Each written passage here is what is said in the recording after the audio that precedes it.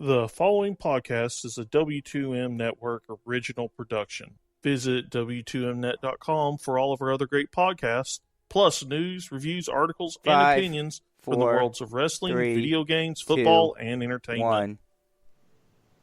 And the Buffalo Bills are on the clock. Well, that's kind of ironic, isn't it?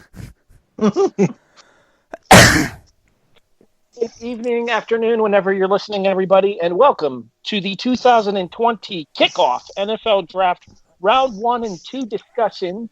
We'll obviously mix some of this into our overall draft discussion as well when we get to that next week on the show. But we figured we'd bring you a special broadcast this week and let you know our thoughts on some of the players that went early, some of the players that didn't go early, some of the players that maybe shouldn't have went early. Andrew Thomas. I am your host. My name is Harry Broadhurst. Joining me, as per usual, the executive producer turned co-host, Erik Watkins. Remember a time when you could just sit back and watch a team like Jacksonville know what they were doing and have utter complete faith in their competence come draft weekend? Pepperidge Farm remembers.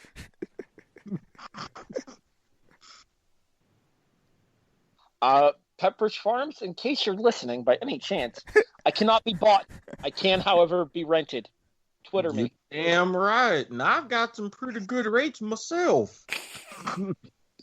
The co-host turned executive producer, Brandon Biskobing. And I may have screwed up tonight, and they may have heard my countdown during the intro. But it happens.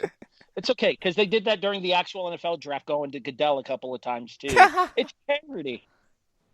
And the fourth man, the chairman and potential part owner, ... Dramatic reverb. Jason Teasley. Zach Moss, running back, Utah. Interesting. Hey, what's up? I'm getting drunk as we record, so this should be interesting. It's already started. Interesting episode. Sorry, Ossifer. He's not as thick as you drunk he is. Don't you have a running back already, though, Harry? Yeah, Devin Singletary. Yeah, so why are you drafting another one? It's third round. It could just be a depth. Yeah, true. Everybody knows that screwdrivers are healthy for you. That's why they have orange juice in them. I mean, it's not like you have potentially a Hall of Fame quarterback and you draft a rookie in the first round. We'll get to it, Jason. I've done that before. Show me some love. We'll obviously be discussing that decision a little bit later on here, but I do want to talk about our teams first and foremost because that's kind of what we do on this show. The third round is in the process of happening as we are recording. I'm imagining that all four of us have it on in the background, which is what I do not.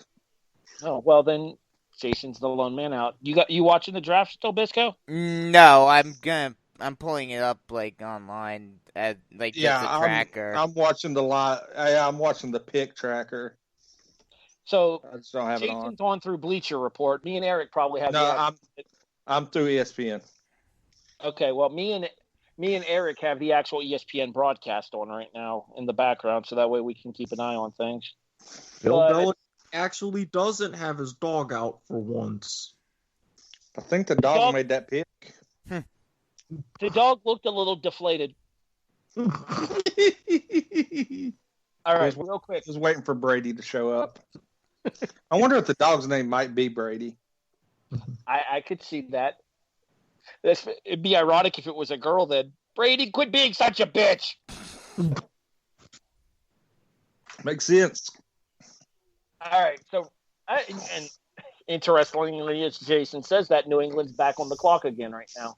But a couple of quick things to discuss before we get started here. I know I personally use Athlon's Draft Preview magazine to discuss this show. Now, I know a couple of you guys were looking through various online resources. One of the main resources that we use for a lot of stuff on the show is ESPN.com. So on behalf of the four of us here at the Kickoff, I want to send out my best wishes to Todd McShay on a speedy recovery. This year's draft coverage definitely doesn't feel the same without McShay to kind of shout down Mel Kiper when he says something stupid. or the live interaction from the audience. Or to kind of interrupt Booger McFarland before he says something stupid. I mean, Booger's going to booger. It's just kind of one of those things that's going to happen regardless. I swear, he just looks like a fat LT. You know, I didn't notice it before you said it. Now that you said it, I can't unsee it. Yeah, it's like, oh my God, I thought they brought LT back and I was like, is ESPN doing crack? And they got LT on the panel? But think about it like this. Not so much a fatter LT, but more of how LT would be had he never done crack. Oh no, I still think he... All right, so I mentioned the fact that we're going to start with coverage of our own individual teams. Alphabetically, Buffalo is first, but I can't ask myself about the Bills, so I'll go last. That brings me to Jacksonville, Erik. Ugh. And obviously, you know the first place I'm going with this. With the 9th overall pick in the draft, the Jacksonville Jaguars select C.J. Henderson, cornerback, Florida. Go Gators! Just why? You gotta replace Jalen. No, it's okay. They're gonna wait. They're gonna wait a couple of years for CJ to become a star, and then trade him. Or wait a couple of years, not pay him, not get the kind of money that we need, and then all of a sudden he goes somewhere else and has a mediocre season with a decent team. That sounds about right. And misses the playoffs. Yeah, he could have been right here making more money, stretching farther, and still watching the playoffs from home. Assuming there are playoffs this year, we'll see how that works out once we get more into the season. All right, let's talk about a couple of your other picks here. I think you guys got one of the steals in the draft here. Let's talk about your second round pick. 10th overall pick in the second round, the man that I sung the praises of in our draft preview. Injuries are a concern, but when this dude was healthy, he was money at Colorado. I refer to wide receiver Laviska Shenault. Honestly, when I see him, and especially looking back at some of his tape, I can see us working with him kind of what we wanted to do early on with Shoelace, Denard Robinson. Some kind of trick plays with him in the backfield, getting the ball, but I see him definitely maybe a little bit more as an inside kind of slot receiver as we kind of figure things out, then moving him to be a little bit more of a deep threat. But that's the one pick that I can really say that I'm not mad about so far. See, I'm actually not mad about your other first-round pick either, though. The man whose name we had a hell of a time pronouncing last week here, Clavon Chesson. Yeah, I'm not mad that they took him. I'm mad that they took him that early, because while you can have him kind of as the outside, depending on our scheme, linebacker wasn't really a pressing concern. But if we have him to where he can help out our D-line, hey, I'm not going to complain. Didn't he grade out as a late first-round selection, though? I'd have to look back. I'm in the process of pulling it up on my Athlon magazine right now. Yeah, he's graded out as a mid to late first-round draft pick. So according to Athlon, you got him right around the time you should have. Oh, imagine that. All right, let's move over to the New York Football Giants, Jason. And your general manager has somehow managed to screw up the entire draft once again with his first selection. Yeah, he definitely ruined a lot of perfect draft boards that and predictions by taking Andrew Thomas out of Georgia, which, I mean, we did need the offensive line help, but I think that we should have went in a different direction and took maybe I would like to got Willis out of Alabama personally if we was going to go that route or so yeah, I mean, it is what it is. You pointed out that actually the draft magazine you use actually did make that pick, and that was very surprising. I think a lot of it had to do with the idea of you kind of expect the unexpected when it comes to Dave Gettleman. Do you not, Brandon? Oh yeah, absolutely. We saw it last year with the pick of Daniel Jones. Everyone was expecting them to pick. Wow, I'm drawing a blank on his name. I know he's in Washington right now. Dwayne Haskins, thank you. Yeah, everyone was expecting the Giants to pick Dwayne Haskins in that number 4 slot, and they went with Jones instead. And I was actually predicting them to take the kid out of Kentucky last year at number 4, the anchor of the defense, and then grab Jones. Yeah. But, I mean, I think a lot of people, myself included, were expecting them to take a quarterback, which they did, but they reached very big on Jones, and he's worked out pretty well this past season. Go ahead. I was going to say, I think the thing with the Daniel Jones pick is when you're comparing him to Dwayne Haskins, I don't think there's any doubt among us here at the Kickoff that Daniel Jones had a much better rookie season than Dwayne Haskins. Oh, absolutely. I don't think anyone can dispute that. So, Gettleman likes doing this. He likes finding those diamonds in the rough that people may not be looking at, as a top tier guy, but he sees something in them. He sees that work ethic. He sees whatever, and he says, "I'm not going to go with the normal pick. I'm not going to go with the expected pick. I'm going to go with this guy, unexpected, and we're going to make him into a superstar." And that's what they've done with Jones. He's not quite to the top level that he could be, but he's definitely getting there. And now with this pick as well, I think this is going to be a pick. I don't think you could have gone wrong with either him or the one from Alabama. But yeah. But I think he's going to be successful at the next level, and I think he's going to be a big help to the Giants' offensive line. Let's talk about your pick in the second round, Jason, when you guys picked up an absolute bargain at the start of the second round with the Xavier McKinney, who was projected to go mid to late first round. Oh, I love that pick. I think it's one of the, I'm not going to say the steals of the draft, but I think it's up there. It's up there. We'll talk about my steal of the draft to this point here shortly. That went in the second round. 2 of them actually went in the second round. But I think that that was probably one of my favorite picks when I seen it come in.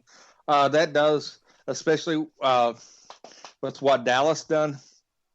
I think anchoring that secondary down was a key that needed to be addressed, and we did address it. And I think, like I said, we got one of the biggest bargains at the start of the second round to make that happen and kind of anchor our defensive secondary down for several years to come. Yeah, Bisco, your thoughts on Xavier McKinney? Yeah, I mean, I definitely agree with both you and Jason that it is one of the big steals of the draft. He was projected to be a later mid to late first round draft pick, and he basically fell right into the Giants' laps. I do also agree with Jason that they needed secondary help, but I am honestly surprised. I was expecting them to go with either, especially considering how we were talking about their pick in the first round, potentially going after Isaiah Simmons. I was expecting them to go after someone in the front 7 on defense in this pick instead of going secondary. We'll see if they try to go with someone in the front 7 in the third round. But it's a good pick, but they definitely need some help in that front 7 as well. I'm trying to see when the Giants' pick in the third round is coming up here, and I don't see them on the waiting list quite yet. They are in the third. They are number 99. Yeah, the 35th pick of the third round. I remember seeing. I see that on ESPN right now. Yeah, number 99 overall. Well, look, it's so Harry. We all know about the big trade getting Stephon Diggs. Lucky. Yeah, I believe, as I mentioned in our preview, with their first round pick in the 2020 NFL Draft, the Buffalo Bills select Stephon Diggs, wide receiver, Minnesota Vikings. Oh boy! Imagine how he's going to be when he has a quarterback that's not Kirk Cousins throwing to him. It'll be glorious. I was kind of hoping that his brother would fall to you guys and you would get the Diggses. Has his brother been selected yet? Yes. I remember seeing him get selected today. I forget who he got selected by though. Right now, I'll pull it up. All right. While Bisco's looking that up, continue, Erik. Well, so I was going to say, without having that first round pick, how do you feel waiting? Especially, I just saw your third round pick before we came out of the air, Zach Moss, the running back out of Utah. But how do you feel with the very, shall we say, scant draft so far, starting in the second round? You know what? I'm actually okay with it here because our second round pick, AJ, and I'm going to butcher the last name here, but I'm going to try it. Epinesa? Yep, Epinesa. Epinesa, thank you. It's just another weapon to add to our loaded defense. Our defense is clearly the best part of our franchise here. No disrespect to Josh Allen, who came a long way in his first 2 seasons, but isn't to the level of an elite NFL quarterback yet. Devin Singletary had a very good rookie campaign last year, but he isn't an elite NFL running back yet. And up until getting Stephon Diggs from Minnesota, our wide receiving core our two main wide receivers were John Brown and Cole Beasley, who had very good seasons last year, but don't exactly strike fear into the heart of opposing defenses. Our defense was our bread and butter last year, and despite the fact that we lost Harrison Phillips this year, we kind of picked Epinesa to replace Phillips and continue us on that scheme that Sean McDermott likes to run on our defensive side. And by the way, Harry, he went 4 picks ahead of you. With the 19th pick in the second round, the Cowboys selected him. Of course they did. God damn it, Sean. All right, so let's get back into the discussion here. You guys have your list of first-round draft picks in front of you? Yep. I have a 2-part question for you here, and it's going to focus on the first round only. Okay. Biggest surprise to come out of the first round? Who will be the biggest bust to come out of the first round? Erik, I'll start with you. Oh, I've got to pull up my list again.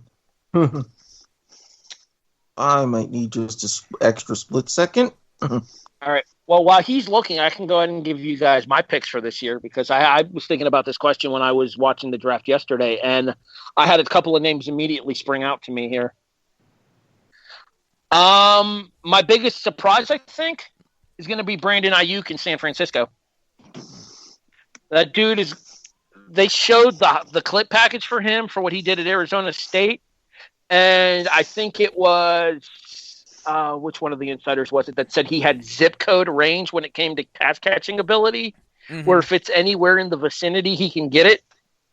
And he has the second largest wingspan in NFL history, I think they said. Wow. Ooh. Like fingertip to fingertip, it's like the second longest in draft combine history. Behind, they mentioned the name too, and I don't remember who it was. Wasn't it? Was it Amari? No, I don't think it was Amari Cooper. Because they had like a 64-inch wingspan or something. No, or 84, and he's got like an 83 and a quarter or something. Yeah, I remember the numbers, but I don't remember the name of who had the wingspan. But I just remember like the second biggest wingspan that they've ever tested at the NFL Combine. Not to mention San Francisco's wide receiver core kind of took a little bit of a hit this year, losing Emmanuel Sanders. So he's somebody that could kind of plug right into place in that Emmanuel Sanders role next to Deebo Samuel, who Jason was all over last year. Yes, that I was. My biggest disappointment, I don't think Clyde Edwards-Helaire is going to work in Kansas City. I'm going to have to agree with you. See, that's who I think my biggest surprise is. Same here. I don't think it's going to work in Kansas City for Clyde Edwards. I think there are too many weapons. I think there are too many people there that are going to require too many touches. And I don't think Edwards-Helaire is going to have any kind of significant offensive contribution. But let me counter that. If you look at the scheme that he ran at LSU, especially when they had that NFL offensive coordinator, it's awfully similar to the scheme that they run in Kansas City right now. You're going to get a very powerful tandem backfield to where you're not going to have either of them be a throw with either him or Damian Williams as a 3-down back. You're not. And especially Edwards-Helaire because he's too small. But with his catching ability, giving another weapon to Mahomes, especially on the rare instances where he has checkdowns, and with that little cut and explosiveness, you could have him as either a big 2-down back or switching up schemes when you need him on 3rd down and have Williams take care of the rest. I think he really is, because of that, going to be the biggest surprise, at least in my mind.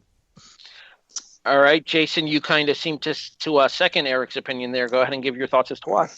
Yeah, I think it's the fact that everybody was picking like two running backs ahead of him. He was a lot of boards. He was the 3rd running back to come off the board, but Kansas City took him as a pass catching back, because in that offense you do have to take a look down the field. I mean, you got Tyreek Hill, who is an absolute speed demon, who can stretch the field.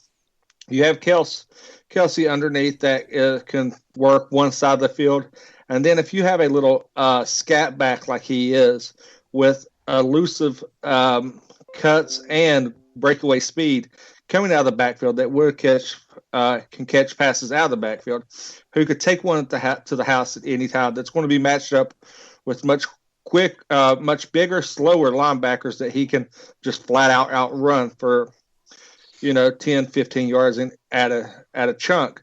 So I think if they utilize him right, he's going to be a huge asset in Kansas City.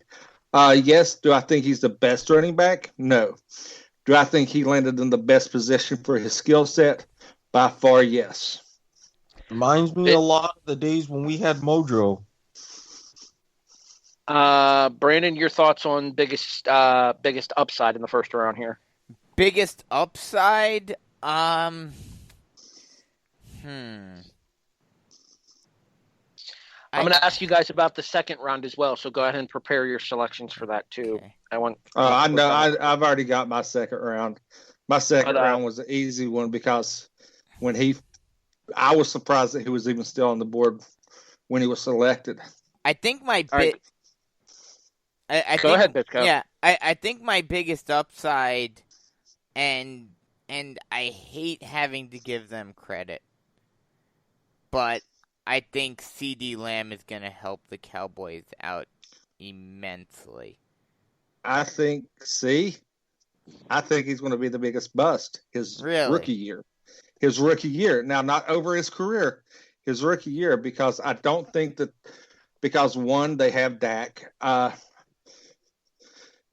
don't think Well, Dak I think that's the thing. I think – I think that there's – like Harry was saying about Kansas City, I thought there's a lot of talent to try to get the ball too. Mm-hmm. And I think, he goes into that. I'm sure he can beat out Michael Gallup, but it's going to take a bit. I think he has the best upside career wise, but I think rookie wise, I think he is going to be a big. He's going to flounder his rookie year, but once he gets acclimated to the NFL, I think he's got a huge, bright future. I could potentially see that. I think, especially considering, we don't know what's going to happen with Dak in terms of contract and whatnot, but franchise tag. Yeah, I'm anticipating that, and especially if he does get franchise tagged, this season for Dak is going to be a make or break season for him. And like I said, having an extra weapon makes it even more crucial for him to be successful. And while, yes, I may agree with you, Jason, that he may flounder as a result of Dak, it won't be CeeDee's problem. It'll be because Dak isn't able to get him the ball. See, that's actually kind of where I was going to go with what I was going to say there. I was waiting till you guys were done there in order to chime in there. I think the biggest thing for CeeDee Lamb is I don't think that he's going to have the connectivity that Dak has with Michael Gallup if Dak stays in Dallas this season. And I think that'll allow Gallup to hold on to the number 2 spot in Dallas, and you'll see more of CeeDee Lamb as a third wide receiver in Dallas until either Prescott moves on or until Prescott gets more comfortable with Lamb. Erik, who's your biggest disappointment? I'm honestly, especially looking at some of the Raiders picks, I think Henry Ruggs from the first round is going to be that bust because, yes, Alabama had some great wide receivers. Jerry Jeudy, really more top-notch. But I understand what Vegas was doing. I just don't think they have the right guy. He doesn't necessarily have that explosion, especially when you're uncertain. He doesn't seem like he's going to be a solidified target, especially early on for Derek Carr, if he stays somewhat long-term. If they decide to go to a different quarterback, he's not really an upgrade to their current wide receiver core. I'm really not seeing it so much from him, and I think the Raiders really reached for that one. I was really surprised to see Ruggs go before Jerry Jeudy. Absolutely, because you see the kind of guy that can get wide open, can jump for these catches, can run a lot of great routes. That's the guy, especially if you're figuring out one of your key positions. You're like, hey, this is the kind of guy we need to get someone like him so he can throw it to him. They just went complete opposite, and I was like, okay. All right, Bisco, who's your biggest bust out of the first round? In terms of bust, are we talking just in terms of who will have the least productivity, or is it in terms of, a team either reaching or not making the right pick? Because I could go in a couple of different directions. It's kind of up to you for your own interpretation. Well, I mean, there's another person I think that went really high in the draft that I don't think is going to have a very good NFL career either, but we'll talk about him here in a few moments. Yeah, I'm going to go with 2 picks. I may be stepping on your toes with one of them. I know I wouldn't be with the other one. But while, yes, this player I'm sure will have a good career in the NFL, and he's a solid defensive lineman, I think the Panthers should have taken the guy that was taken 1 pick behind him. They lost Luke Kuechly this year. They needed that aggressive and that dynamic defensive player that you could set in the linebacker position, but at the same time he could move anywhere he wanted to. Isaiah Simmons was right there. He's a Carolina guy. He would have gotten that added pop from the Carolina faithful. And he's a South Carolina guy. But the Panthers.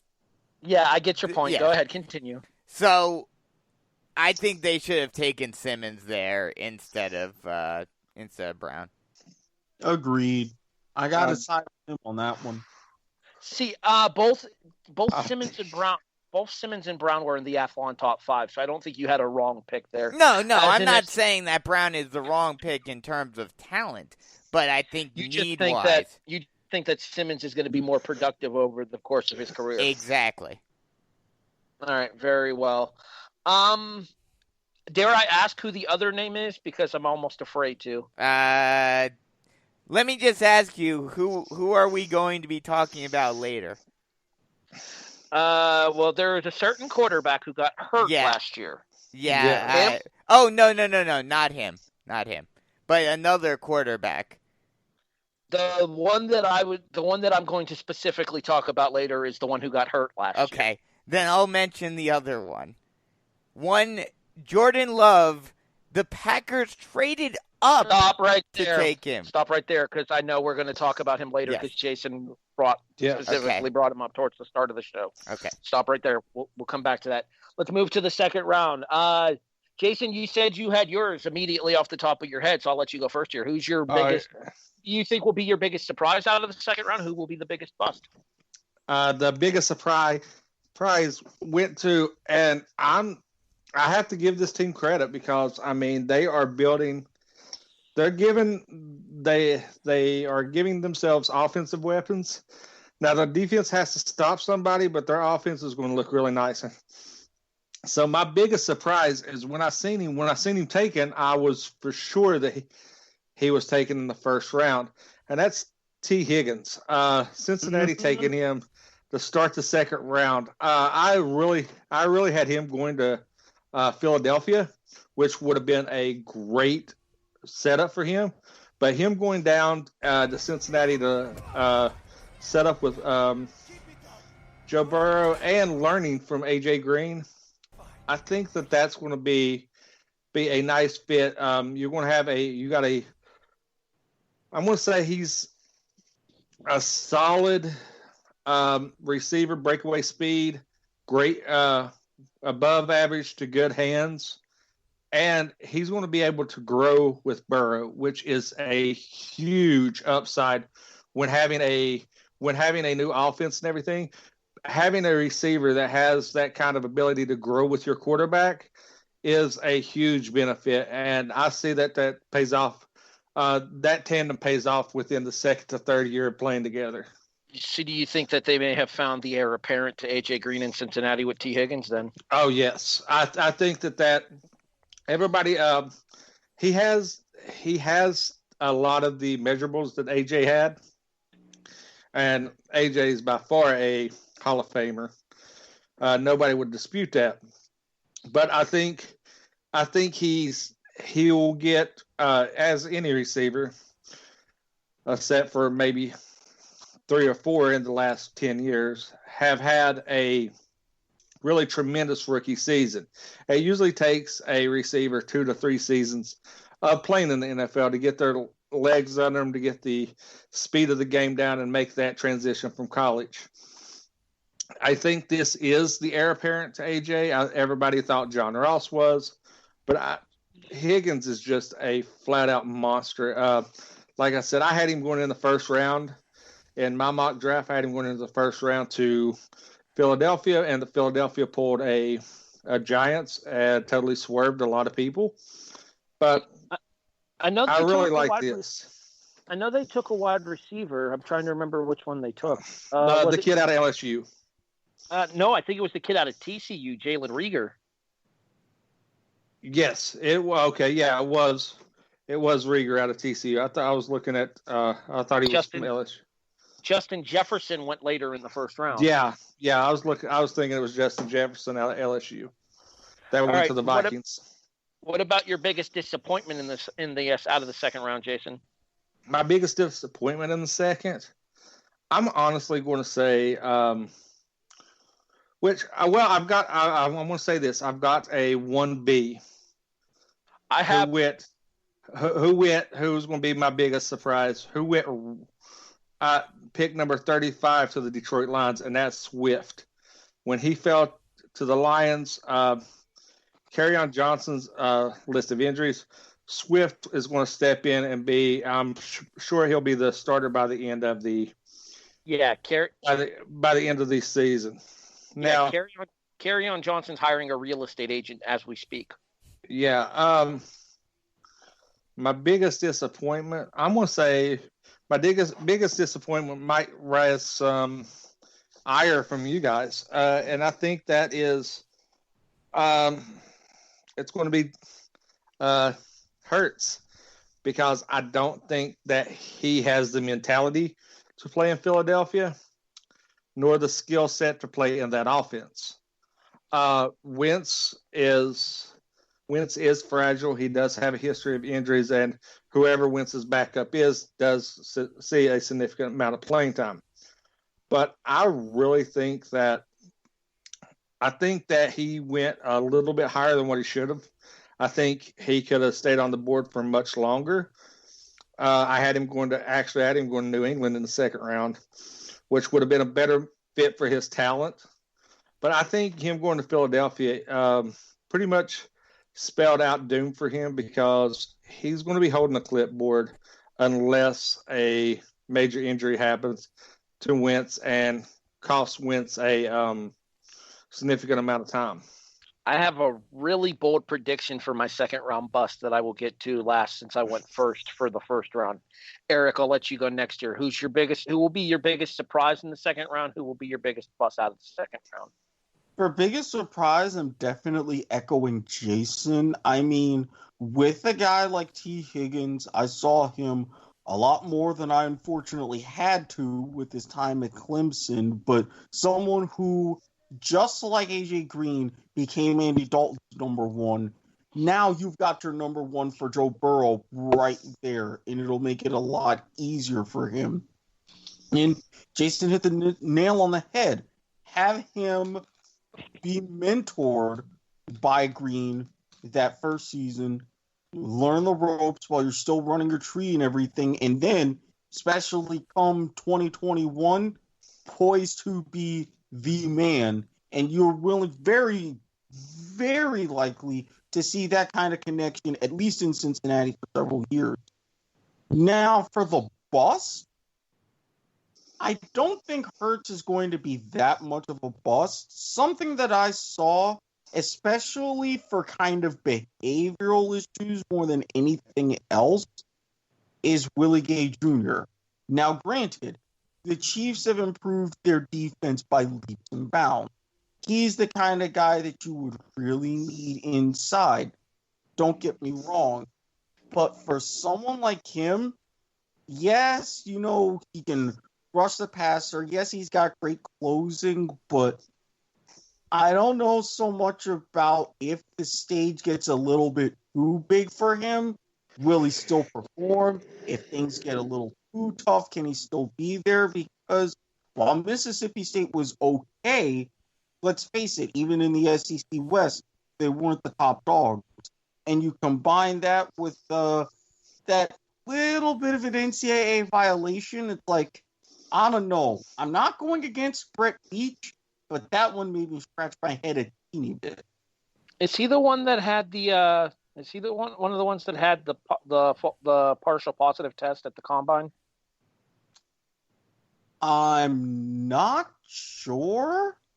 I know I remember hearing about a couple of partial positive tests. One claimed a waterlogged partial positive.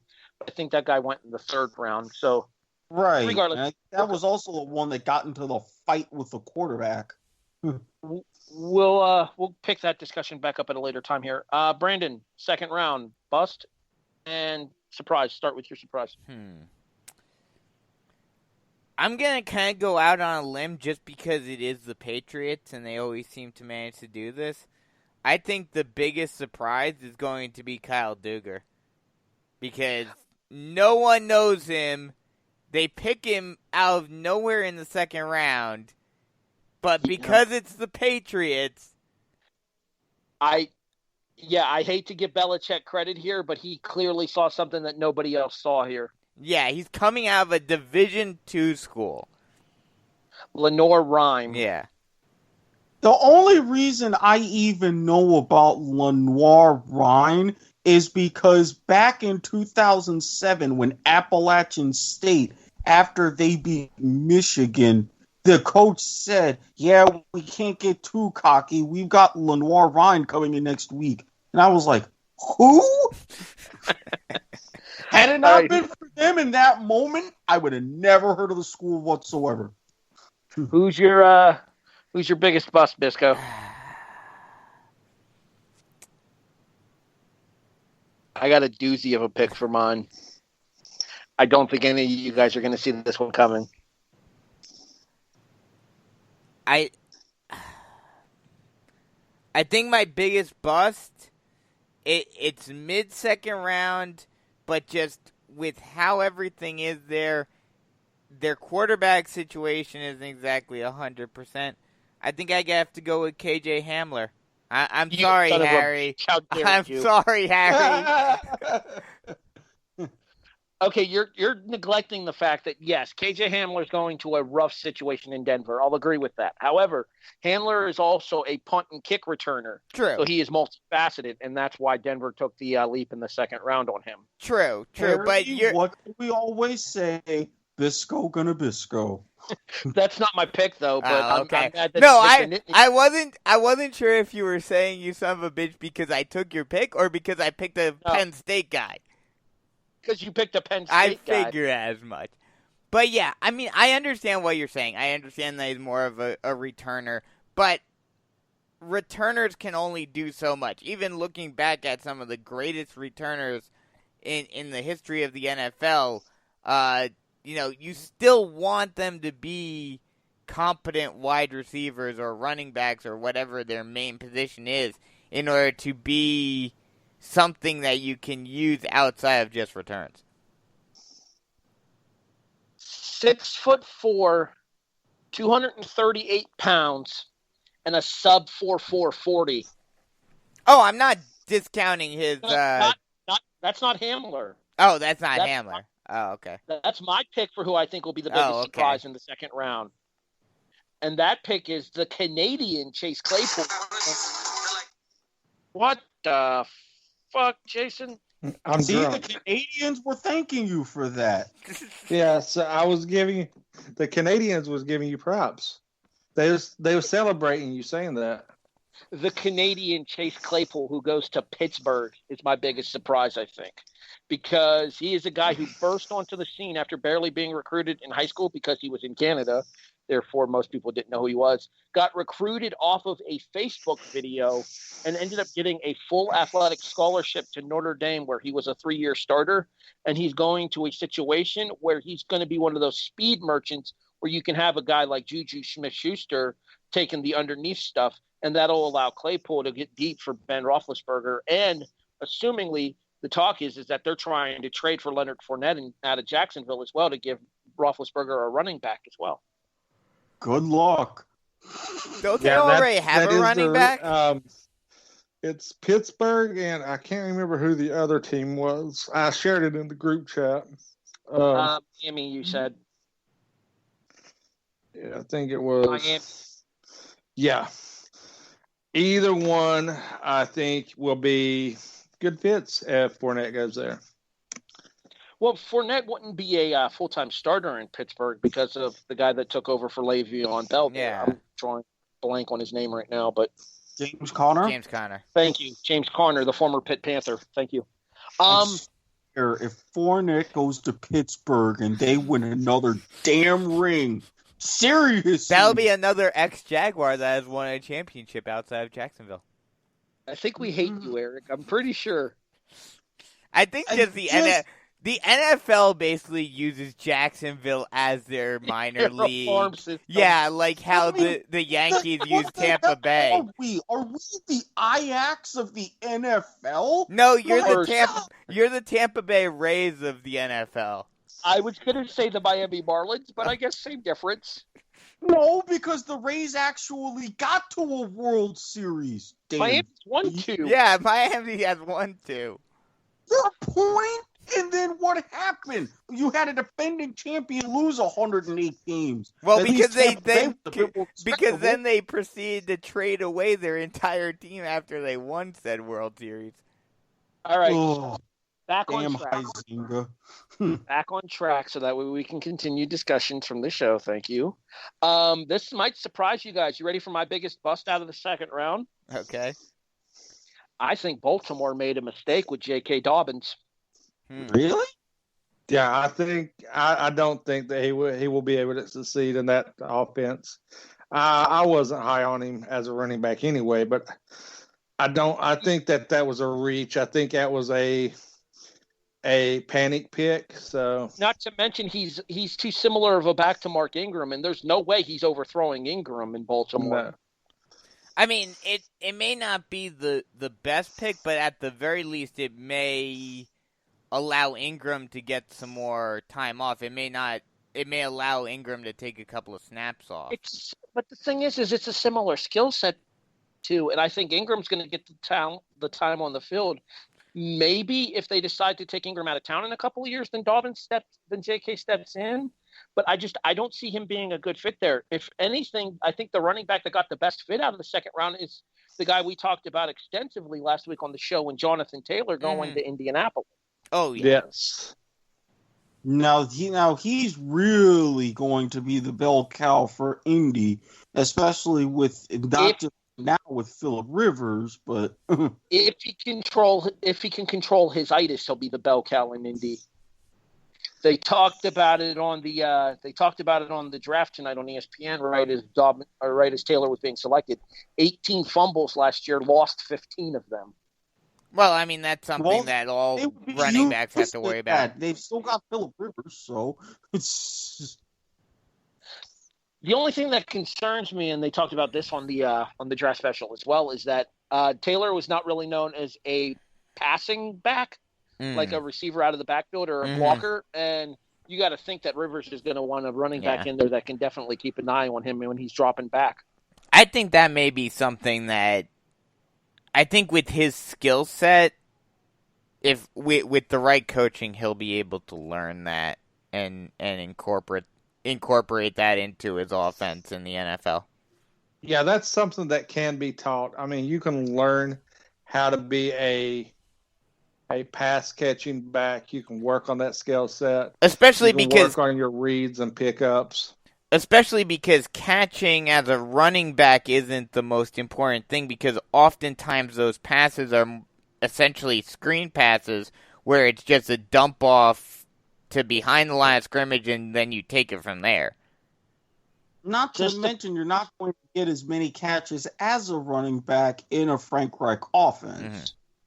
Just a quick heads up, the Giants are on the clock. Baltimore's pick is in, so we will discuss the Giants pick live on air. That being said, before we move to that, let's go ahead and discuss one of the other major stories here. As about a decade after it happened to Brett Favre, it happened to Aaron Rodgers. Jason? It's no secret. I think that Love was my pick to be the biggest surprise quarterback coming out this draft. I thought he was the most pro ready. Going to Green Bay was a bit of a surprise. But like we said, this kind of history kind of repeats itself, because it was a similar situation with Favre and Rodgers. But I think the only difference was Favre was a grizzled veteran that knew his time was winding down, knew that he was on a calendar. He left Green Bay. Rodgers is not so much open to giving up his spot as Favre was. Favre seeing the writing on the wall. Favre seeing that, that there was, that eventually, his body was the abuse he's taken and everything, that, he was ready to move on. And, I don't like how it all went down with Green Bay, how they let Favre leave. But Favre knew the writing was on the wall. Rodgers is going to be the type of person that holds on and will hold back a player, I do believe. And I absolutely think Love has all the talent in the world and could have been a superstar quarterback if he did not land in Green Bay. Well, let's not didn't even really see the writing on the wall. He held that Packers franchise hostage for a couple of years, and even then, rather than just retire, he went to the Jets, then had success in Minnesota. So towards those latter few years, Favre was as kind of a dick as Rodgers is right now. Yeah, he was a dick because Rodgers is out front about his dickness. Well, no, the reason why he was a dick is how the front office handled the situation. They basically froze Favre out and would not even communicate with him about their decision until they announced it. Well, the reports are that's what happened with Jordan Love as well. That Rodgers had no idea. Yeah, let's not. I mean, after when they transitioned to Rodgers, they was Green Bay was kind of hush hush when interacting with Favre. So that's why Favre had the chip on his shoulder toward Green Bay that he did at the end of his career. Yeah, well, but at the same time, it's, are you going to retire? And he's like, I'm going to retire. I'm not. I am. I'm not. I mean, I don't think like the way the Packers fully handled it, but if you're in a situation to where it's like, we've got to make a move just in case, yeah, you're not going to deal with the guy who's really sitting there and going to be on the fence. That's the main difference with Rodgers. It's like, yeah, I'm still young enough. I've still got a couple years left. I can still get us to a Super Bowl, or at least keep contending for one. And you do this? So, yeah, let's not forget, the Green Bay was just in the NFC Championship game this year, losing to San Francisco. Yeah. But, I mean, let's not kid ourselves. Let's not kid ourselves about Favre. You know, he didn't exactly go out on his shield or anything like that. You know, he basically fought tooth and nail to stay in the league and went to the Jets, like Erik mentioned, then went to Minnesota to basically try to get revenge on the Packers for what they did to him. So, and by all reports, he didn't really exactly try to help Rodgers much either. So, you know, if Love can do basically what Rodgers did, and if Rodgers is even an iota more helpful than Favre was to Rodgers, then it could certainly be a great pick. Do I agree that I think it was a bit of a reach? Yeah, definitely, especially considering they traded up for him. I don't know where their pick was in the second round, but considering the other teams that were looking at quarterbacks, I don't think he would have gotten drafted by any other teams before the Packers would have come up next. All right, real quick before we go any further here, Matt Pert, Jason, Brandon. Yep. Another offensive tackle selected by the Giants within the first 3 rounds. Smart. That's one of the big things that they needed help with was their offensive line. We've been talking about it for the past couple of years that they need offensive line help, and now finally they're starting to get it. And this'll help Daniel Jones. Yes, they need some wide receiver help, but as long as Jones gets some protection, I think he can make some plays, and the offense will be much more effective this season. See, I think in a wide receiver-heavy draft such as this, where there are so many big-name receivers, that it would have made more sense to go after another lineman a little bit later. Jason, what are your thoughts on Matt Perth? I think I like the pick. Like Gettleman is known for going after the hog mollies, the big guys up front, building around it. And with the Giants having one of the top premier running backs in the league, you know, you have to have a line for him to run behind for him to be successful. So I'm not upset with it. I think we've addressed just about every need that we had on our draft board. Do we need a receiver? Yeah, but I think our receiving core is substantial. I mean, there's still some free agents out there. There's still, it's still a pretty deep draft class still yet. There's still some wide receivers on the board that, we could snag late that we could develop. Just going to point out that the Giants had a huge emergence out of a certain player last year that went on to have big and glorious things from him at the wide receiver spot. And it was really nice to see him emerge. I mean, especially being a great showing his great hands, and that a lot of people slept on in his emergence, that could stretch the field and did have a great thing. Do I think the Giants need a true number one receiver? Yes. I don't think Slayton's going to be it, and I don't think Shepard is. Ingram's there as a hell of a tight end. I think the only thing that's missing in that offense is a true number one wide receiver. And next year's draft class has a couple of higher tier wide receivers as well as quarterbacks. So we could play out this year with their wide receiver core, grab one of the prolific wide receivers next year, and bam! I mean, we've got a young upstart offense that can learn with Daniel Jones and turn us into a power again. Why building our offensive line and through our defense? Yeah, I think another aspect to it, like you mentioned, Harry, is that this is a very deep wide receiving draft. So it's something that I think Dave Gettleman is saying, I can draft one of the mid-tier wide receivers later on in the draft and develop him and still you may not quite get the talent of one of the top guys, but you can still develop him into being a solid NFL wide receiver and be comparable to some of the higher end guys. All right, a couple of other people that I wanted to discuss here, and then I do want to, real quick, before we move on, it physically pains me to say this, but I'm actually a little jealous of the most recent Jets pick. They picked Jabari Zuniga out of Florida. I honestly think that if Zuniga can stay healthy, which was a problem at Florida, Zuniga will be a monster on the D-line in the NFL. Jets have always had good defensive linemen, it seems.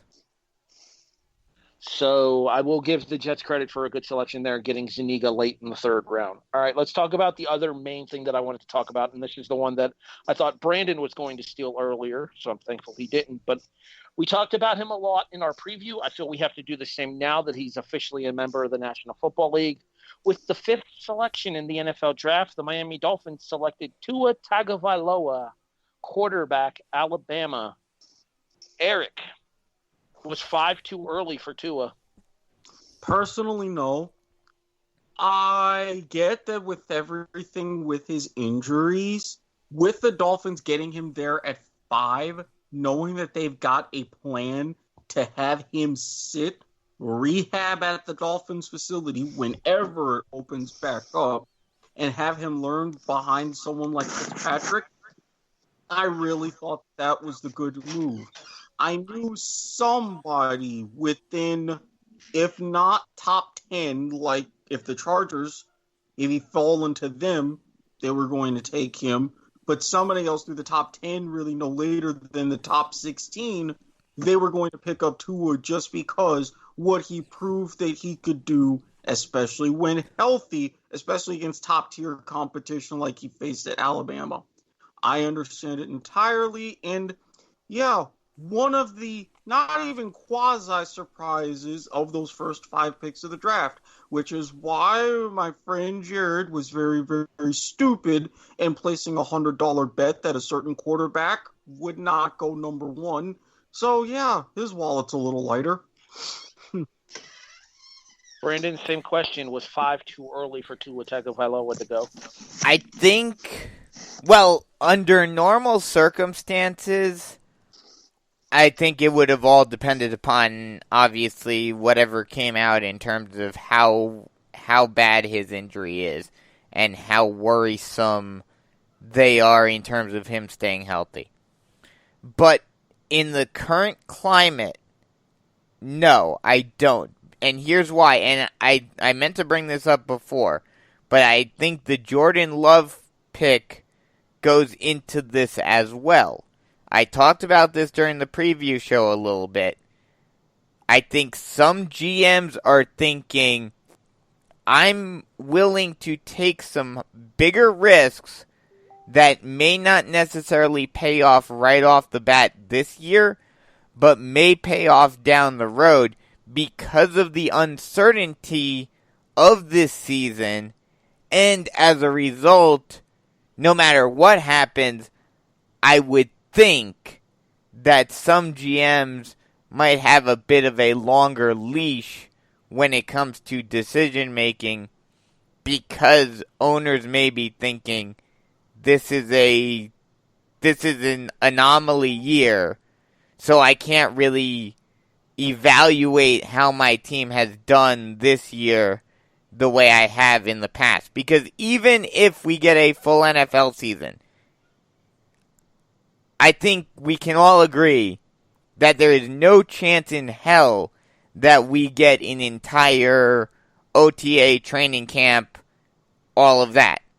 So they've already started digital OTAs. But again, even with it being digital, it's still going to be different. You're not going to be able to get the same sort of evaluation in this sort of situation as you would in person, obviously. So I think GMs... Think of this as more as like 2011. Yeah, exactly. So as a result, now, I forget, Erik, you'd probably be the one to, know this more than I would. In 2011, after that season, were there fewer GM and head coaching changes in between 2011 and 2012 than there were normally? There were normally, because of the nature of that collective bargaining agreement. So since you had that lockout, because of with the CBAs, and the fact that you were dealing with an uncapped year as well, 2011 was like, okay, we're going to try to do what we can. This is under a bit of a different set of rules. 2012 is when we're really going to look at things. Exactly. So, yeah, there weren't as many administrative changes. Exactly. And I think a lot of teams are looking at this season in the exact same way of, we are under different circumstances right now. This is not normal, so we cannot evaluate in the way that we normally do. And as a result, these GMs and these head coaches are saying, okay, I have more free reign. I'm more willing to take these chances that I may not have been willing to take in the past. Jason, your thoughts on Tua going 5th to Miami? Take your microphone off mute, buddy. Trying. I'm trying. Hold on. You're good now. I think I figured it out. No. You're me. He had it, and he lost it. He's not as think as we drunk he is. He did going for that refill on the margaritas. Yes. He did. Okay, we're back. Okay, there you go. Woo. Yeah, the refill on the margaritas might not have been a good idea. I think Tua going 5 was a mistake. I think his history of injuries far outweighs his potential. I really would have liked Justin Herbert there. Agreed. I think that he would have been a great fit in that offense. Now, if you discount the injuries that Hakuna Matata has had, I think that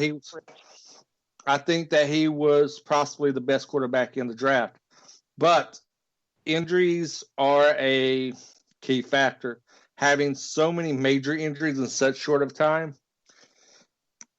Yeah, and I honestly don't think that he'll beat Rosen out. I'm not sure about that. Hey, but predictions from a drunk ginger. Okay, yeah, and Ginger Thomas, even when sober, hasn't been batting 1,000. But honestly, I see this as being less Hakuna Matata, and he will evolve into Maui Wowie. See, here's Jason actually made me think of something, and we've talked about it before when we were talking about this draft. But next draft, there's a big influx of quarterbacks coming in as well that are very big. It's not a huge quarterback class, but definitely back prospect out of the last couple of years for sure in Trevor Lawrence. Yeah. So if if Tua doesn't pan out this year, if they find something once they're able to really check him out, and they see, oh, we might have made a mistake, they may then just say, we've got the opportunity to go get someone next year. Tank for Tua becomes tank for Trevor. Exactly. Okay, why is this dude wearing a face mask inside of the house with his kids? I don't know. Who knows? Whatever. I mean, the thing is, if you're going to wear a mask, at least respect and do the social distancing bit. That garage was big enough to where you could be 6 feet apart. Okay, so let's talk about random shit that we saw on this draft now that we wouldn't have seen under normal circumstances. Apparently, Arizona has made Cliff Kingsbury a very wealthy man because that setup was so wank. It was honestly legit the second swankiest, second biggest flex of any setup in the draft. Hands down. Let's talk about probably the biggest flex because Mike Vrabel decided to have somebody take a shit in the background. Oh, God, that was... They actually explained that picture. And somebody dressed up as Buzz Lightyear. Number one, it turns out that he was not taking a shit. The way that the camera was angled, it looked that way, but he was sitting on a bar stool. He was taking a shit. He was taking a shit. Quit trying to cover for him. Fuck Tennessee. I was reading, and I say this as a Jackson family show. It would have been a lot better if he was, but he wasn't. Not to mention, they also explained the other costume.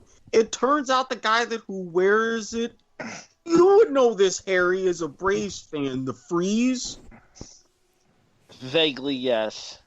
Yeah, the guy that beats everybody at running during the mid-game entertainment and running the races. Well, they apparently had another Freeze costume that they ordered because the guy that was wearing it kind of plays as a minor league version of the Freeze for some games. And since his season was canceled being a high school baseball player, they happen to have that, but just have nothing to do with it. So he wore that during the draft. He was goddamn Buzz Lightyear. I know a couple of times Buffalo fans have gone dressed as Pancho Villa since he passed away. All I'm going to say is this. Did you guys notice that they could not get enough Charger fans to fill up the screen of fans in the background when they was making their picks? Chargers fans tonight. It's happening now with Saints fans. It happened with Chiefs fans, Patriots fans. I mean, if you're having I'm talking about in the first round. I mean, to be fair, I know fill it up. Issues getting 12. Why for you in the second round are trying to get 15? Now that we're deep into the third round, they're having trouble getting 8. How are they even getting those? Some sort of contest, I think. Harry mentioned it by using a certain hashtag on Twitter. No, the hashtag was Boo the Commission. They're making donations. Bud Light is going to make donations for everybody that tweets out Boo the Commission. I think the Zoom appearances are people that have donated to the COVID relief thing. Actually, I think it's people that have offered to give Robert Kraft massages. With or without the happy endings? Because that would explain some things. Family show. It's a legitimate question. Leave Robert Kraft. Especially down here in Florida. Not that I know we're anything. Leave Robert Kraft alone on his yacht. Hopefully it doesn't come back for football season. Robert Kraft's probably disappointed that he wasn't the one that moved down to Tampa Bay instead of Brady. Okay, there was one. I mean, hey, you've got, Mons Venus, you've got the Dollhouse, you've got a lot of different productions. Family show. Jason just called you out. Think about that, Erik. Drunk Jason just called you out. Eric's going to go. I'm trying to work on bigger and better things for us. Eric's going to go reevaluate some of his life choices and get back to us. Good says the man who deliberately kept saying about the guy taking a shit when I was explaining it. Because it was true. It did look like he was dropping a deuce. He had the proper technique. He had his phone bent over, power technique. Well, technically, you're actually supposed to put your feet up. Yes, not to mention, if that was the case, then where the hell was a squatty potty? I was about to say, technically, you're supposed to put your feet up for it now because they say it improves flow. Of course, because it straightens out your colon. That's why squatty potties are opposite. What has this show become? This is what happens when we don't have sports to talk about. The sad thing is we do. Like, this is the most sports we've had to talk about in, 3 weeks. All right, anyways. Couple of other quick things to discuss from the draft here. Overall, with the way that they handled it, were you surprised at the fact that there weren't a whole lot of major technical difficulties? Like, there was a little bit of a delay from when the host on ESPN, I think that's not Trey Wingo. Why am I drawing a blank on his name? It is Trey Wingo. Yeah. That was Trey Wingo? Yeah. That's what I thought that was. Yeah. When he would go to call on a couple of different co-hosts, you would hear a few second delay between you, and he would say their name and when they would start talking. But I think that's because they didn't want to talk over him with the microphones. Yeah, headset in their ear. Yeah, that's something that has just been happening. I've been watching First Take and First Things First. Stop even those damn M&Ms, Goodell. Besides, I know what heart you're a Reese's Pieces guy. But yeah, that's been happening throughout their shows because, obviously, we see it ourselves when we're doing these shows. Sometimes you'll have a bit of a delay to make sure that the other person is done talking or whatnot. Or otherwise you'll hear accidental over talk as exactly. Well. Real quick though, Erik, hot take. Reese Cups delicious, Reese Pieces booty. How dare you blaspheme and besmirch the good name that is Reese's Pieces. I thought I knew ye, Broadhurst. I thought I knew ye. I'm all about the dots and the crows.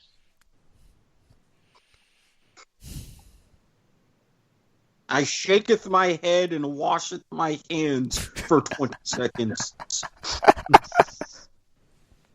I'm a calm. There goes Bisco. I saw his head tilt back in laughter as soon as I started. Why? Jason, overall, how do you think they handled the digital draft so far? I think it's been pretty good. I think we're going to see a influx this going forward. I think we're going to have a hybrid with the digital draft and live participants going forward. If if the world doesn't end, which is possible. If it does, it was nice knowing you all. Yep. That makes one of us. But I think it was kind of cool. I wish they would have done did a partnership with EA and had the actual virtual draft set up where the player came out and they had the character come out. Yeah, because as they was drafted, I think that would have been really cool, and I would think that would have been money. And then have Goodell and the player do a voiceover of the animation. Yeah, that would have been cool because don't they do that in the career mode anyway? They have it set up like the actual draft, and they show your when you're playing. At one time they did it like you seen them walk across the stage. Yeah, because I remember when I played it a couple of years ago when I did my career, you would have them walk. You would have yourself walk across the stage and all of that. Well, that's how they're doing most graduations this year. Erik, your thoughts on the digital draft? How do you think it's come off? Are you surprised there haven't been as many issues as maybe we thought there might be? Personally, I am a little bit surprised that there haven't been as many issues. I guess when they did the run-throughs and connecting with everything and having the team-specific IT guys at the general managers and coaches' houses, that made things very smooth. But I do think that they're going to help at least consider this hopefully next year. Again, no disrespect to Cleveland, but it's still Cleveland in April. I mean, if they have a mix of something like this and a hybrid with that and this and more like of what the XFL did, you could gradually see that in more 5 years' time being the norm. I'm on my Watkins. Bisco, same question. Your thoughts on how they've handled the digital draft? Yeah, I mean, I've liked it so far. It is definitely different. I do think that there would be. They need to because all together like 70 picks tonight because they did rounds 2 and 3. They need to. I do think they need to go back to, the live draft, at least for the first round, just because, you've got the pomp and circumstance of it all. But yeah, I would say that maybe you could do like rounds 1 through 3 live in front of the crowd and then handle the rest of the draft digitally. Yeah, I could see that happening moving forward. They've done very well with a tough situation. I do agree with Erik and you, Harry, that I am surprised that there haven't been pretty much any glitches at all, really. So, but I think part of that is, a lot of us were anticipating, what happens if something a technical difficulty happens in terms of picks and everything.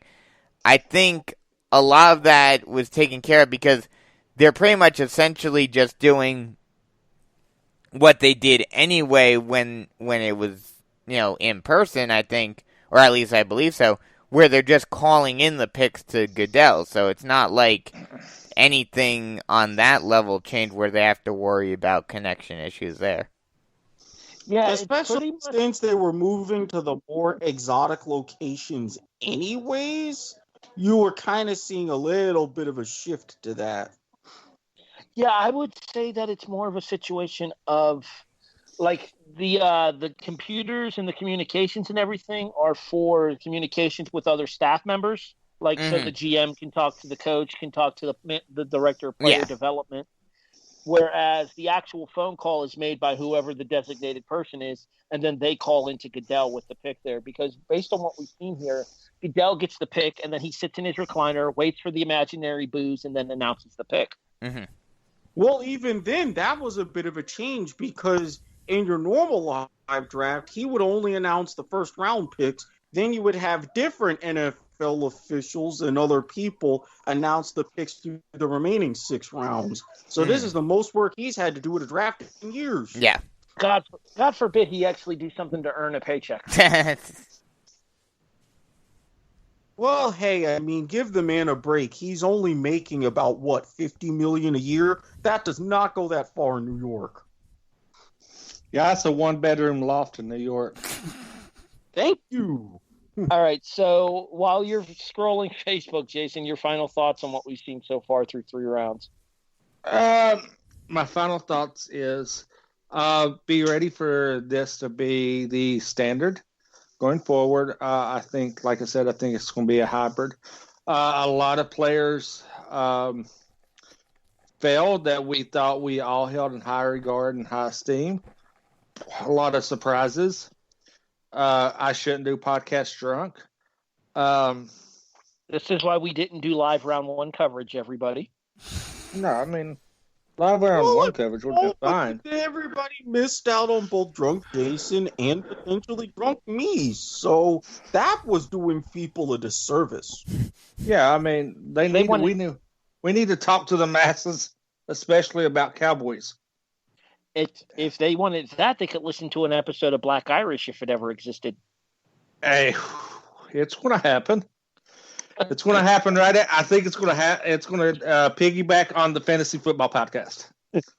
The irony of this is that Brandon's actually wearing a fantasy football shirt because we're doing this through video conference tonight. Yeah, which makes it even funnier. So, no, I just think that I had a lot of surprises. I was really pleased with how the Giants worked the draft. I want to have to give probably the best overall grade so far to the Bengals for them getting the heir apparent to what I see is going to be the heir apparent to AJ and Burrow that can grow together and be a dynamic duo in Cincinnati. And I didn't know that could exist, but hey, I want to say that you're going to see the. I'm going to go ahead and go out on a limb, and I'm going to do the comparison. The 1-2 punch Cincinnati has is going to be on the level of Phillip Rivers, Keenan Allen after about 2-3 years together. I think the big issue that Cincinnati has to worry about, and they did decent last year, but their offensive line needs to get better as well. I think another thing too is how much can Joe Mixon step up as well. Yeah. Now that I mean, he definitely has the talent to do it. Jason, where can people find you online?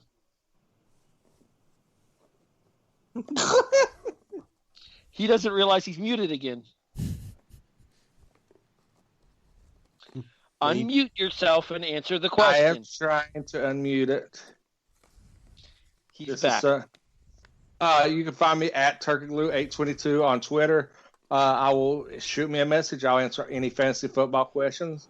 I'll give you the best advice possible. Since we do not have a fantasy football cast here on the W2M Network, that's my fantasy football outlet. Also, if you want, look me up on Instagram.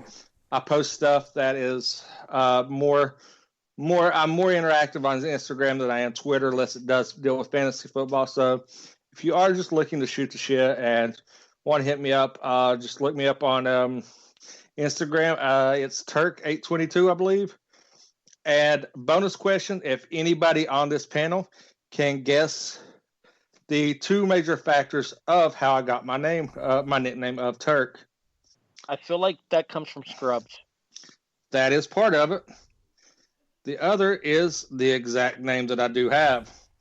Turkoglu, who is the famous NBA player that is Ito Turkoglu. Played for Sacramento and also New Orleans. Mm-hmm. And the Magic. Oh, yes. But yeah, you can look me up if you want to be more like personal, interact with me. Turk822 on Instagram. You can find me.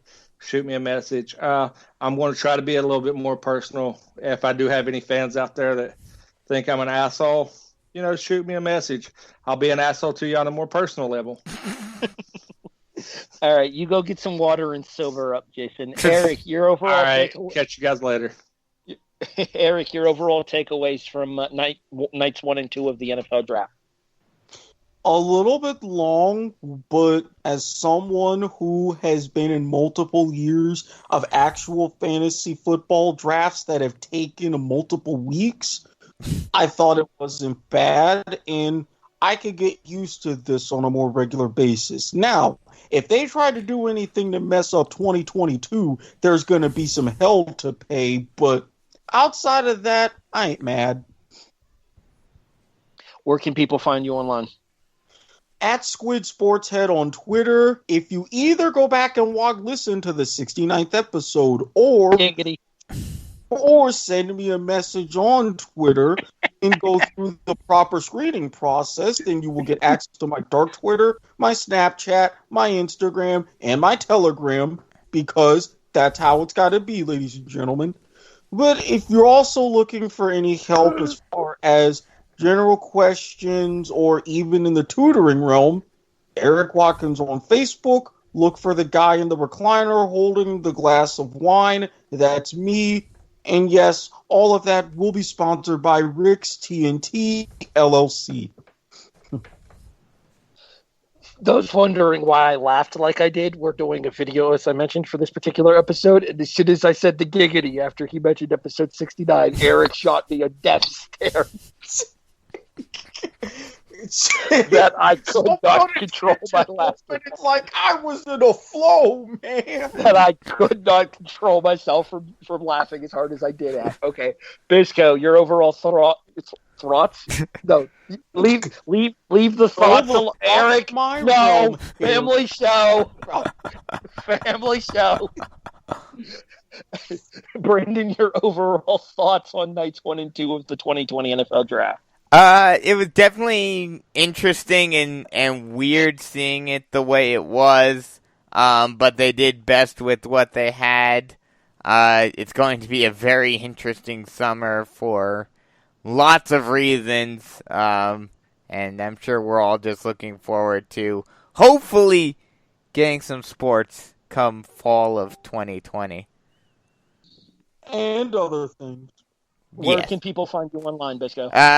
They can find me online on Twitter. I finally changed my Twitter handle. It's Bisco NMB Chiefs. And if you want to talk to me on Facebook, Brandon Biskobing. Shoot me a friend request. Overall, I gotta say, I actually really appreciated the methodology that they used with this year's draft. I thought that it was very easily user-oriented, in that it gave you multiple options to look at the various different locations where they had all the cameras there. Trey Wingo did an excellent job under very difficult circumstances. I want to give a special shout out to the crews from ESPN and the NFL Network for working together and putting on a cohesive product rather than trying to divide the audience right now, because I think that this is a situation where this could be something that unifies us rather than attempting to divide us. So you could have the joint productions on both ABC, ESPN, and NFL Network. And like Brandon talked about last week, 15.6 million viewers for night 1 of the NFL Draft this year, the largest single night draft audience in NFL history. And that's, I think both the fact that the world is craving sports so much right now, but also the fact that that you had the joint coverage certainly helped that.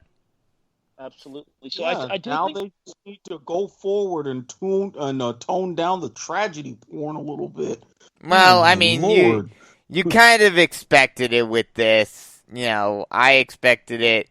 I know there are going to be people that are going to bitch and complain about it, but, you know, it's expected. Everyone loves a good human interest story, Erik. Yeah. Yeah, but I want to sit there and analyze and be surprised, not try to curl up all depressed and eating an ice cream all of a sudden. Well, I will agree with Erik in terms of I understand what you're saying, Harry. But I will agree with Erik to an extent on, the individual. I thought he was more so talking about, current event-based stuff. But you're talking about the play. You're talking about the player stories. Yeah, I can agree with you to an extent on that. I'm just glad that drunk Jason wasn't here for curling up in the corner, depressed. Oh, God. I think we can all agree on that. Yeah. I mean, if we all hang in there, we can try to get him back. Nope, we're not doing that. No. One thing. I'm going to say. Instead, I'm going to say that I'm Harry Broadhurst. You can find me on Twitter at HEB the Eagle. You can find me on Instagram at HEB the Eagle.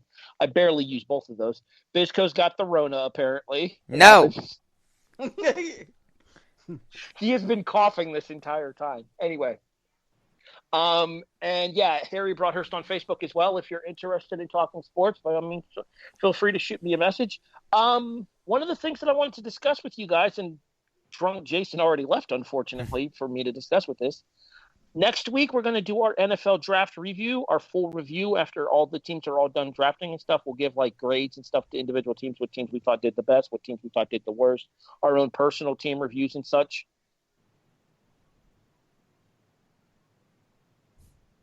Yes. Did he just freeze?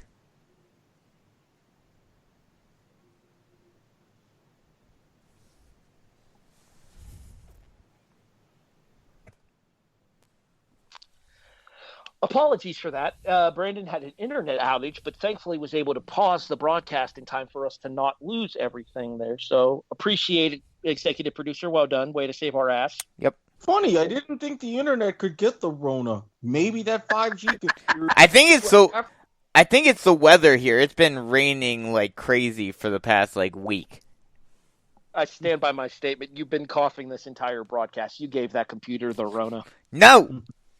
All right, so this has been the draft nights 1 and 2 review, more or less. I mean, we talked about our picks from the third round, so might as well consider it nights 1 and 2. We'll get together again next week to discuss the full draft, give out our final grades and everything. Like I was saying before, I don't know how much of that you guys did or didn't catch. We'll do that for next week's episode. And then one of the other things that we've talked about in the past, and I think we're going to start it in 2 weeks, is we're going to do greatest of all teams. The idea that we had for this is that we pick both an offensive and defensive player to represent every team in the National Football League. Here is the caveat for this, gentlemen. You cannot use the same player for multiple teams. Okay. I will explain that to Jason as well in the group chat so that way he knows here. If we agree on certain players, that's fine. That's going to happen. Like, I'm pretty sure when it comes to Buffalo's offensive player, more than likely all four of us are probably going to come up with Jim Kelly for that. Yeah. And I think we'll pretty much all say Brady for Patriots. And Lawrence Taylor for the Giants. Offensively for the Giants. Well, I mean, I would put JPP up there too because he had a couple of and Strahan. Michael Strahan, the all-time single-season sack leader as well. But so greatest of all teams will be coming at you guys in 2 weeks. We're going to have to put together the details for that, but that is still planned to happen. Eric, I know you said you had an idea for a show that you wanted to do in our downtime as well, so why don't you go ahead and tell everybody about that? Squid's ideas that are so crazy they'll actually work. Because I've had a lot of time on my hands, I think, what if significant tweaks, more to some of the 4 major sports, not to others, that could desperately happen, how well fans would react to it, but it would really help boost the sports.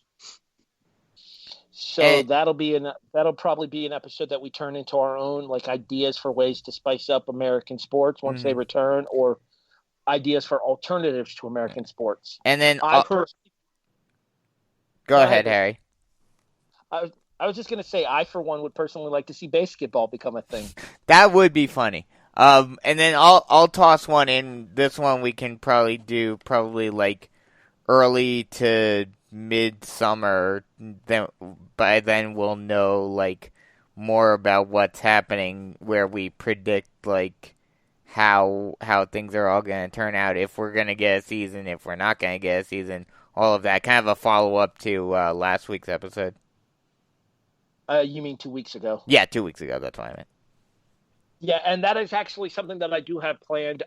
We've gotten really good feedback about the Getting to Know the Kickoff episode, the one that we did kind of discussing our situation and everything that we've been going through with all that's going on in the world around us. That will be something that we eventually go back to down the line in order for you guys to get a better idea of who we are, not only as sports fans, but as people in general. But so I think that officially wraps us up for this episode here. So you can find me on Twitter at HEB the Eagle. You can find me on Instagram at HEB the Eagle. I'll admit that I barely use both, but you can definitely find me on Facebook by searching for Harry Broadhurst. Erik. Yes. I want to work with you on getting a show page set up on Facebook as well. Okay, no problem. We can cobble something together. So that way we can like maybe get like direct links to the shows on the Facebook page, or ways to pull people to the W2M website in order to listen to past episodes as well. Or directly link them to like the YouTube version. Or to the W2M website in order to be able to get the views there. So that way we actually get the views in the counter for the W2M page. True. Yeah, because right now with it just being on the W2M page itself, it never hurts to kind of double boost. Yep. Right. So we'll work on getting together a show page for you guys as well, where you'll be able to interact with all 4 of us together rather than individually on our own personal pages. But for Jason Teasley, who is no longer with us now because he left because he was drunk. For Brandon Biskobing, Erik Watkins. I'm Harry Broadhurst. You have been listening to the Kickoff, Season 4, Episode 1B. Thank you for the off-air correction, Erik. You're welcome. We will be back, but that's all, folks. We will be back with Episode 1C next week when we finalize our coverage of the 2020 NFL Draft here. We are a presentation of the W2M Network online at W2Mnet.com. You can find us on all of your favorite podcast listening services, iTunes, iHeartRadio, Stitcher, Spreaker, Podbean, CastBox. Hey, Brandon, guess what? Spotify is here. Go ahead, Erik. You know you want to. And both Roger Goodell and Mark Lamping are still dicks. But a bonus shout out to the doctor that wore the pie scrub cap on tonight's coverage. Thank you, Dr. Irene. Thanks for listening, everybody. We'll be back next Thursday-ish with a new episode of The Kickoff here on the W2M Network.